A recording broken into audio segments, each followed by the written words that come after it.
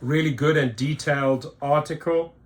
Uber takes us for a ride. Data shows Uber cries wolf about driver pay while jacking up fares and paying off Wall Street, right? They're just playing everyone. In city after city that considers pay protections for rideshare drivers, Uber and Lyft trot out the same fear-mongering line.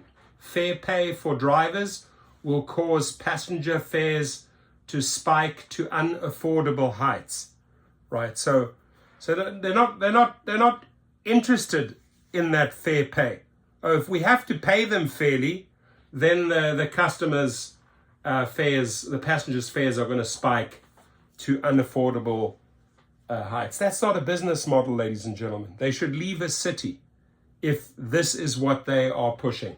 In New York City, which put in place the first driver pay standard in the nation in 2019, Uber claimed it would lead to higher than necessary fare increases for riders. When Seattle considered a fair pay proposal for drivers, Uber declared it would nearly double rideshare rates. Lyft spun a similar tale in Chicago, warning that a fair wage standard would end up more than doubling the cost of rides. In Minnesota, Uber was at it again, dubiously stating that the driver wage protections would increase fares by 30%. These purported concerns are part of Uber and Lyft's larger public relations strategy to position themselves as defenders of accessibility for low-income communities and communities of color and champions of racial justice. We decided to test these claims.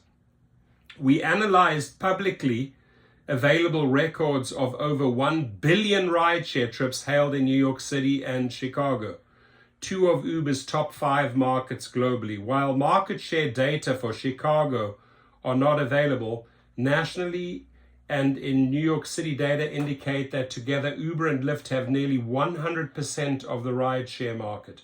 We compared the change in the average base fare paid by rideshare passengers over 4 years, during which time New York City had a pay floor for drivers while Chicago did not. If Uber and Lyft are right, we would expect to see fares rising faster or by more in New York City than in Chicago. But though rideshare fares have risen considerably in recent years, our findings together with prior research suggest the driving force behind these increases is investors' pressure, not fair wage standards. And it appears investors are reaping the rewards. In February 2024, Uber announced its first ever profit and plan to spend $7 billion on stock buybacks. Here's what we found.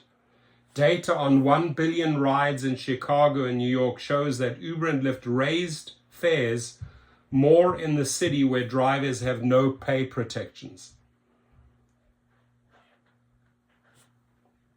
The article, by the way, the link to the article will be below. Let's look at New York City, where there was a 36% increase in the average base passenger fare during the period we examined. New York City collects data on fare prices for individual rideshare trips. Here's how the average trip cost changed between February 2019, the first full month after the city implemented a floor on pay per trip for drivers, and February 2023. During those 4 years, the city increased the pay minimum 3 times to account for rising living costs. It is important to note that New York also placed a pause on issuing new rideshare licenses in August 2018 in order to improve platform utilization, and Uber has repeatedly said such freezes will likely spike fares. At first glance, it looks like Uber and Lyft hike fare prices each time the annual pay floor is increased. But compare fare hikes in New York City with those in Chicago, which hasn't enacted driver pay protections. In Chicago, the average fare rideshare corporations charged rose by 54% over the same 4 years. significantly more than in New York City, and the spikes and dips in fares look remarkably similar in the two cities. This belies the scare tactics from Uber and Lyft that higher wages are the reason for fare hikes. And while Uber is fighting pay laws with dubious claims, research shows that the Rideshare Corporation is quietly pocketing more and more of the swelling passenger fare, leaving drivers with a shrinking cut even as fuel and vehicle costs increase. An independent analysis of Uber's own financial disclosures revealed that while revenue per trip has increased in recent years, the corporation is pocketing more and more of the fare, and new research shows that driver pay is falling. In 2023, Uber drivers in the United States made 17% less on average than they did in 2022, despite working just 3% fewer hours. What about Uber and Lyft's purported concerns about racial equity? Not only have fares soared in general, but researchers at George Washington University analyzed over 100 million rides between November 2018 and September 2019 and found that ride-sharing price practices led to racially based price disparities, and that Chicagoans paid more if they were being picked up or dropped off in predominantly non-white neighborhoods. So what's really behind these rising fares? It's not driver shortage. The number of drivers has risen nationally as well as in our studied cities since the early days of the pandemic, which had seen falling demand and related decrease in driver supply. In April 2020, the number of drivers in Chicago hit a low of about 17,000 active drivers. The number of drivers rose to nearly 47,000 active drivers as of February 2023. In New York, the number of drivers dipped to about 22,000 in April 2020, and like Chicago, the number of drivers has risen steadily in New York, and in February 2023, there were just over 77,000 active rideshare drivers in the market. In 2018, the city of New York implemented a pause on issuing new rideshare licenses while the city studied the impact of unregulated licensing on congestion, driver pay, and passenger wait times. Twice-a-year evaluations by the city over the past 4 years have found that the number of for-hire vehicles drivers has sustained stable average wait times for passengers of between 4.5 to 6.6 minutes since 2018, an indicator there is no driver shortage in New York City. Uber seems to agree that there is no shortage. The demand is there and the supply is there to continue to provide a great service for people wanting a ride, Uber CEO Dara Khosrowshahi said in a recent interview. And yet fares have continued to rise. It's not longer trips. We also checked median miles per trip in New York City and Chicago to see if the distance passengers traveled had trended up over the 4 years, analyzed perhaps explaining the higher fares. But that figure barely budged over the 4 years as we looked at it. We found that median trip distance decreased by just 3% in New York City and increased by 3% in Chicago. Percent change in inflation and fares. It's not just inflation. When confronted with the exorbitant price hikes facing rideshare passengers, Uber CEO Dara Khosrowshahi has tried to blame inflation, saying in 2023 everything is more expensive. Uber's head of mobility recently told investors that overall UberX prices have grown slower than inflation, and we plan to keep prices as low as we can grow the category. However, we found that in the 2 major US markets we examined, average rideshare fares outpaced the 19% gain of inflation over the 49 months we examined by 3 times in Chicago and 2 times in New York City. Another recent analysis by Forbes found that Uber fares across the US have increased annually 4 times faster than inflation.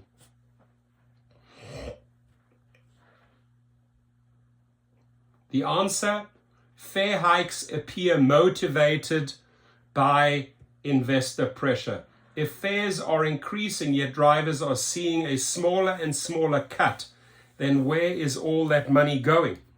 Let's take a closer look at the story of Uber, since it dominates the US rideshare market. For years, Uber lured the world with impossibly low passenger fares and easy driver earnings, all bankrolled by billions of dollars of venture capital from the likes of Goldman Sachs, BlackRock, Jeff Bezos, and the Saudi government. These artificially low prices and subsidized wages allowed the corporation to vanquish competition, sign up millions of customers, and ultimately corner the market in major cities.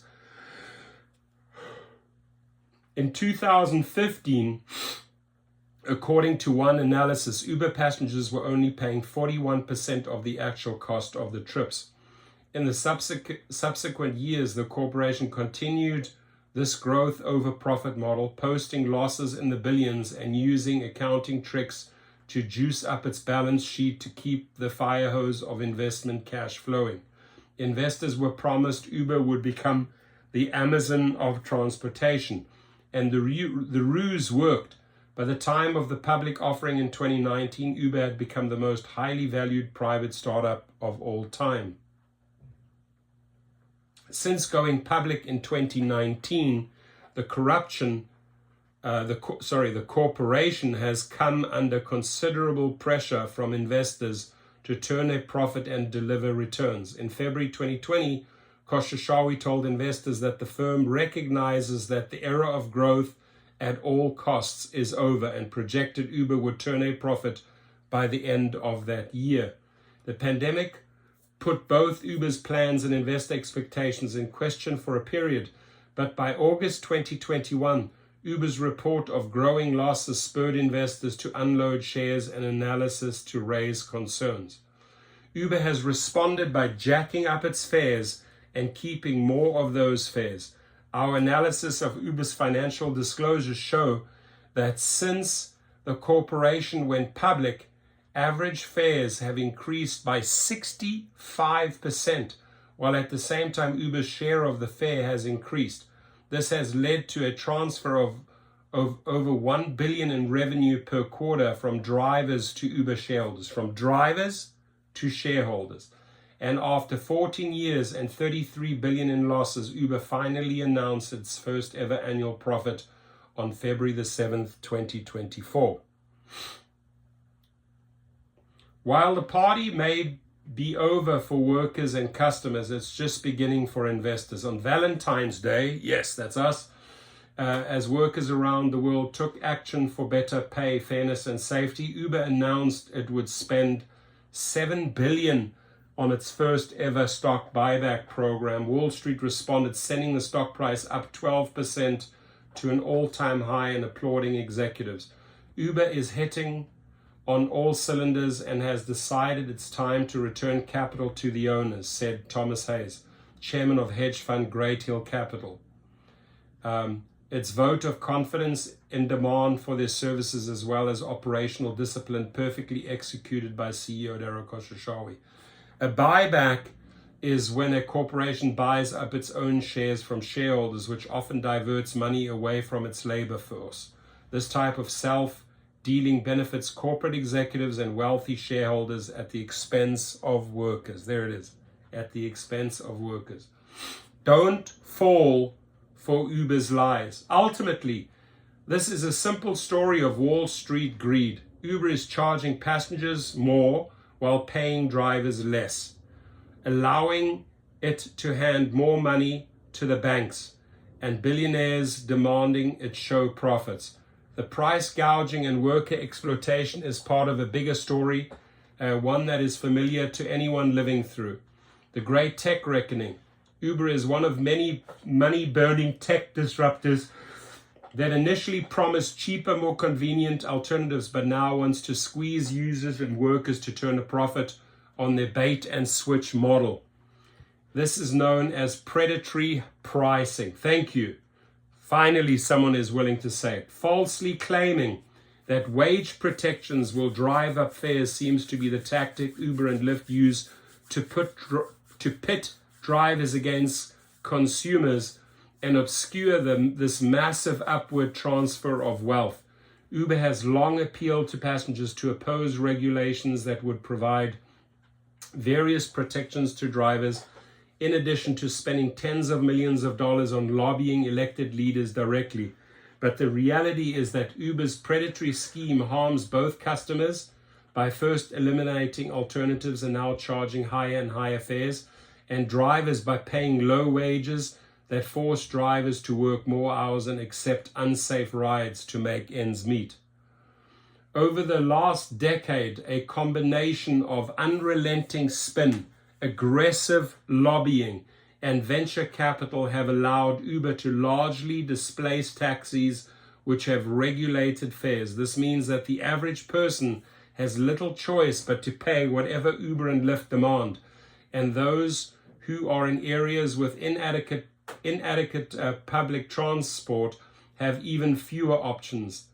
In the end, Uber hopes to pull all transportation modes into this app, including taxis and public transportation. The corporation's mission is to become the operating system for your everyday life.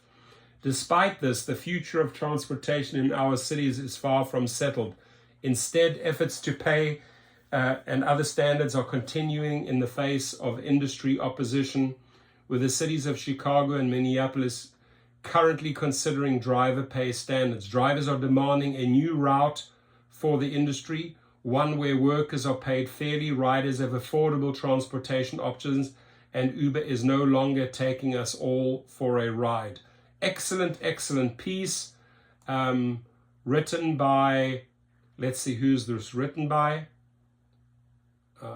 It's a report. It's by Power Switch Action. So I'm going to put the link below. Thank you very much. Uber is indeed not only taking drivers for a ride, but also their customers for a ride. Investors are smiling. Your comments, please.